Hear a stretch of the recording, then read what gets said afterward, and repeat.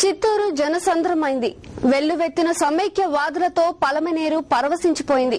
సమైక్య నినాదాలతో మదనపల్లె మార్మోగింది. రెండో రోజు బస్సు యాత్రలో షర్మిల ప్రసంగించిన 3 సభలు జనంతో కిక్కిరిసిపోయాయి. మోసపూరిత రాజకీయాలను నిలదీస్తూ ఆమె చేసిన ప్రసంగాలు ప్రజల్లో మరింత ఉత్తేజాన్ని నింపాయి.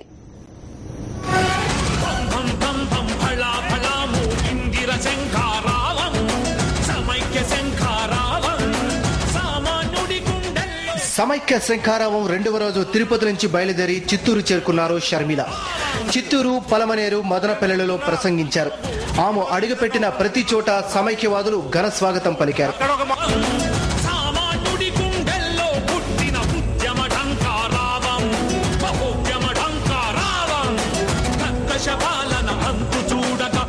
చిత్తూరు సభలో ఉప్పొంగిన జన ప్రభంజనం సాక్షిగా షర్మిల సంధించిన ప్రశ్నలు తూటాల్లా పేలాయి. కాంగ్రెస్ పార్టీ తీరును తీవ్రంగా నిరసించిన షర్మిల చంద్రబాబుపై నిప్పులు చెరిగారు. విభజనకు చంద్రబాబే ప్రధాన కారణం అంటూ విమర్శించారు. ఇంకో వైపేమో తెలంగాణకు అనుకూలంగా లేఖనిచ్చింది చంద్రబాబు గారైతే రాజశేఖర్ రెడ్డి గారు విభజనకు కారణం అంటున్నారంటే అసలు చంద్రబాబు గారికి మనస్సాక్షి ఉందా అని అడుగుతున్నాం. ఈయన అబద్ధాలకు ఒక అడ్డుకట్ట ఉందా అని అడుగుతున్నాం. ఆయన పార్టీని, ఆయన అధికారాన్ని లాగేసుకుని 9 సంవత్సరాలు ముఖ్యమంత్రి కుర్చీలో కూర్చొని వ్యవసాయాన్ని దండగ చేసి ఛార్జీలను పలునలి పెంచి పేదవాళ్ల మీద మొయ్యలేని భారం మోపి వాళ్ళ ఉసురు పోసుకున్నాడు చంద్రబాబు గారు. 60 ఏళ్లు తెలుగు వారంతా కలిసి అభివృద్ధి చేసుకున్న హైదరాబాద్ను ఇప్పుడు వదిలి వెళ్లిపోవాలని సీమాంధ్రులు అనడం న్యాయమా అని ప్రశ్నించారు షర్మిల. తెలుగు ప్రజల ఓట్లతో గద్దెనెక్కి తెలుగు వారిపైనే వేటు వేసిన కాంగ్రెస్ కేవలం ఓట్లు, సీట్ల కోసమే విభజన రాజకీయం చేస్తుందని ఆవేదన వ్యక్తం చేశారు. ముఖ్యమంత్రి కిరణ్ కుమార్ రెడ్డి గారైనా, బొత్స గారైనా, ఇంకా రాష్ట్ర మంత్రులైనా, కేంద్ర మంత్రులైనా, ఇంతమంది సీమాంధ్రకు చెందిన వారు ఉండి కూడా, అంతమంది ఎంపీలు, అంతమంది ఎమ్మెల్యేలు ఉండి కూడా అందరూ సిగ్గు లేకుండా ఢిల్లీ దర్బార్లో వంగి వంగి సలాం చేస్తూ తెలుగు ఆత్మగౌరవాన్ని తాకట్టు పెట్టారు. కోట్ల మంది ప్రజలకు వెనుపోటు పడిచారు. చిత్తూరు సభ తర్వాత షర్మిల షెడ్యూల్లో లేని పలమనేరులో పర్యటించారు. వేలాదిగా తరలివచ్చిన సమైక్యవాదులు ఆమెకు ఘన స్వాగతం పలికారు. తెలుగు నేల ముక్కల కాకుండా కాపాడుకోవడమే ధ్యేయంగా ప్రజలంతా ఏకమై చేస్తున్న ఉద్యమానికి వైఎస్ఆర్ కాంగ్రెస్ మద్దతు పలకడం, తమ మధ్యకే వచ్చి నినదించడంపై ప్రజలు ఎంతో సంతోషాన్ని వ్యక్తం చేశారు.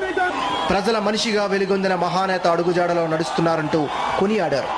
రాష్ట్రం కోసం నినదిస్తున్న ఆ జనం ఆకాంక్షకు అద్దం పట్టేలా సాగింది షర్మిల ప్రసంగం.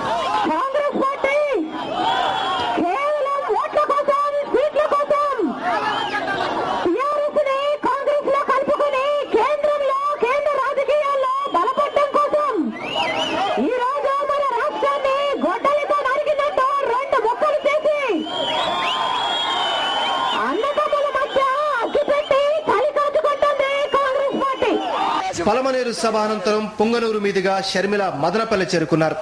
అప్పటికే మదనపల్లె వేలాది మంది సమైక్యవాదులతో జన ప్రవాహంగా మారిపోయింది.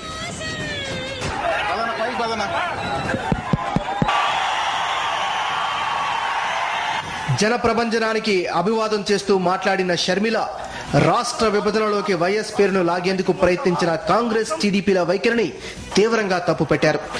రాష్ట్రం అగ్నిగుండం అవుతున్న ముఖ్యమంత్రి పదవి పట్టుకుని వేలాడుతున్నారని మండిపడ్డారు. ప్రజలకు సమాధానం చెప్పి ప్రజల మధ్య ఉండాల్సిన కాంగ్రెస్ నేతలు పదవుల కోసం ఢిల్లీలో తెలుగు ఆత్మ గౌరవాన్ని తాకట్టు పెట్టారంటూ నిప్పులు చెరిగారు.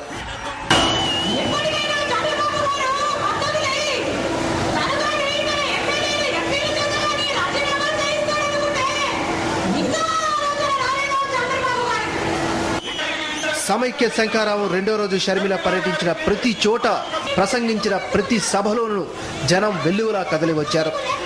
సమైక్య నినాదాలతో ఆ పరిసరాలన్నీ మార్మోగించారు. సమైక్య నినాదం వినిపించేందుకు వచ్చిన షర్మిలకు పూలు చల్లుతూ స్వాగతం పలికారు.